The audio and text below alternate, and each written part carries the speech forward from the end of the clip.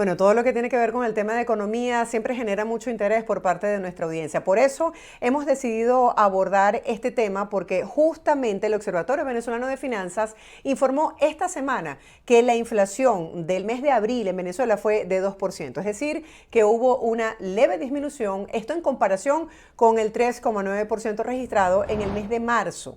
Para analizar pues a qué responde este comportamiento de la inflación venezolana, tenemos con nosotros al economista Hermes Pérez. Hermes, feliz día, un placer tenerte con nosotros, bienvenido. Buenos días, saludos a ti, a tu audiencia, espero que estén bien. ¿Qué significan estos niveles de inflación? Bueno, fíjate, Venezuela efectivamente en los últimos años ha registrado una menor inflación desde el punto de vista puntual, pero sin embargo los niveles de inflación en Venezuela siguen siendo elevados. Tanto el dato del Observatorio Venezolano de Finanzas como el dato del Banco Central, que también se publicó el viernes de la semana pasada, indican que desde el punto de vista puntual tenemos una inflación menor con respecto a varios años previos, pero que hay que hacer una consideración adicional. Por ejemplo, el dato del Banco Central de Venezuela, incluso el dato del observatorio, el 2% del Banco Central de Venezuela de abril es el más alto de este año. Entonces, a pesar de que ha habido una desaceleración de la inflación, pareciera entonces que de nuevo comienza a ascender de manera progresiva. El dato anual, según el Banco Central de Venezuela, está por el orden del 65%. Para ponerlo en contexto, la inflación en Estados Unidos está en 3,5% en un año. Nosotros casi tenemos el mismo valor en un mes de inflación comparado, por ejemplo, con Estados Unidos en un año.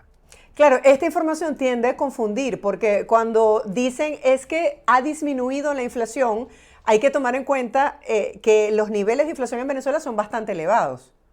Sí, incluso el término de disminuir puede ser malinterpretado porque un 2% según el Banco Central de Venezuela, o un 65%, 2% mensual o un 65% anual significa que los precios están creciendo a esa velocidad. O sea, siguen creciendo de una manera más importante. O sea, tenemos inflación, pero tenemos una inflación que se ha venido desacelerando, aunque como bien te cotaba, en abril, la inflación de abril es la más alta de este año.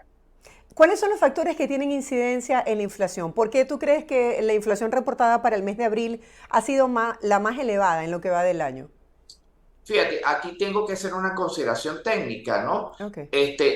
Algo que se ha estudiado, las altas inflaciones, como es el caso de Venezuela, se ha comprobado desde el punto de vista académico que las altas inflaciones obedecen a la emisión excesiva de dinero por parte del Banco Central de Venezuela. Eso es algo que en la legislación mundial y en Venezuela está prohibido. Los bancos centrales, eso ocurre desde la Segunda Guerra Mundial.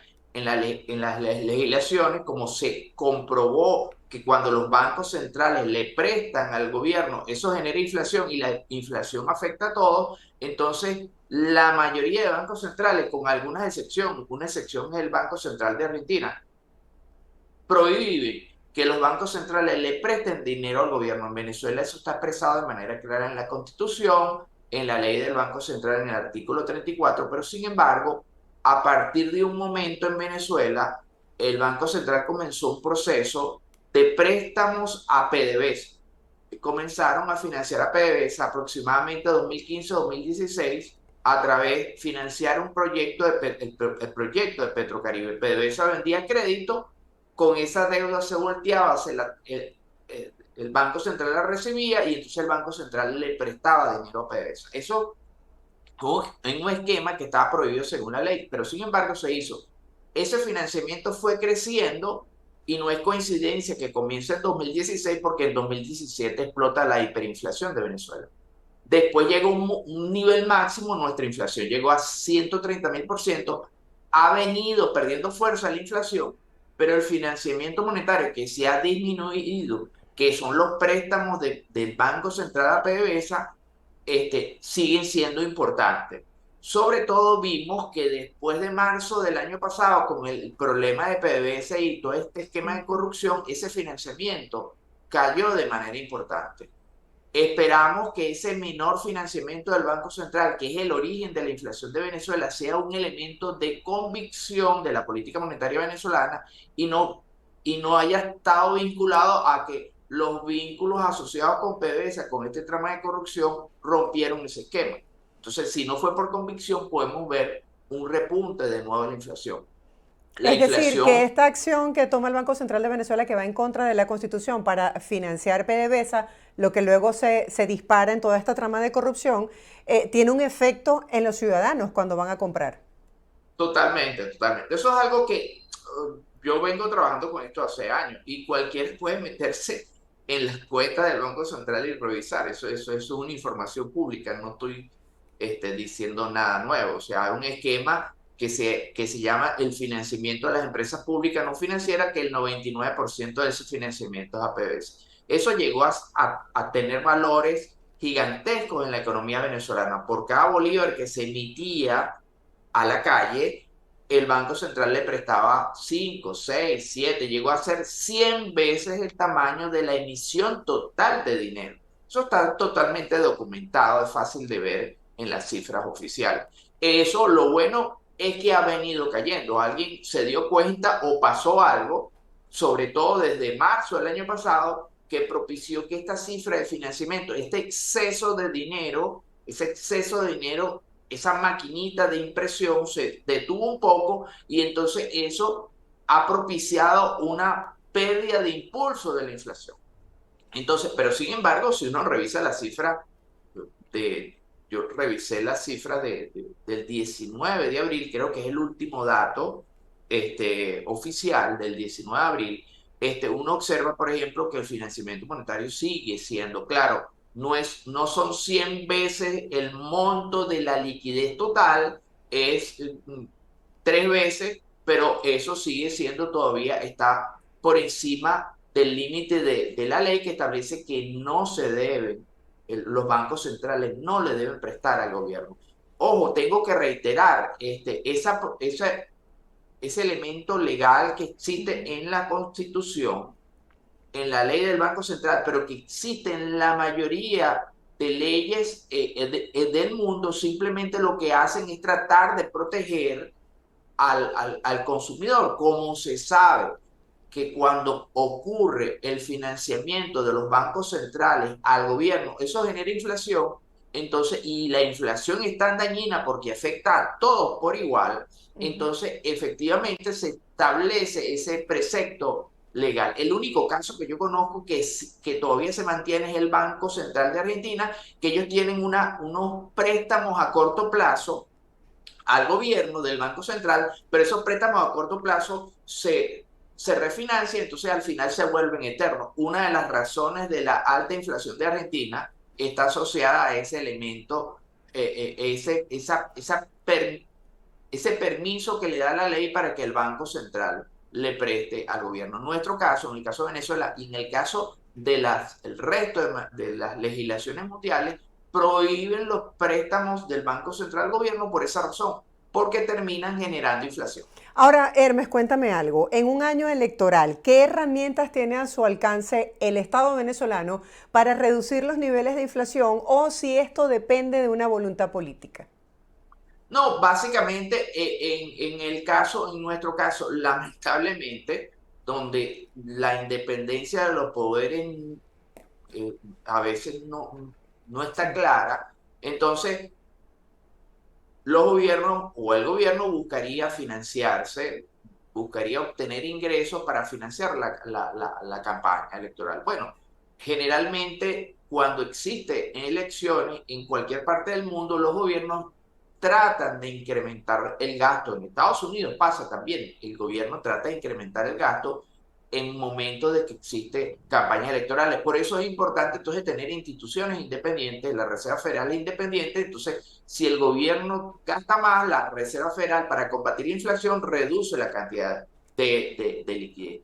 En nuestro caso es más complicado, entonces fíjense, vemos este tema con un nuevo impuesto que se aprobó prácticamente, correcto. según leía, en un día.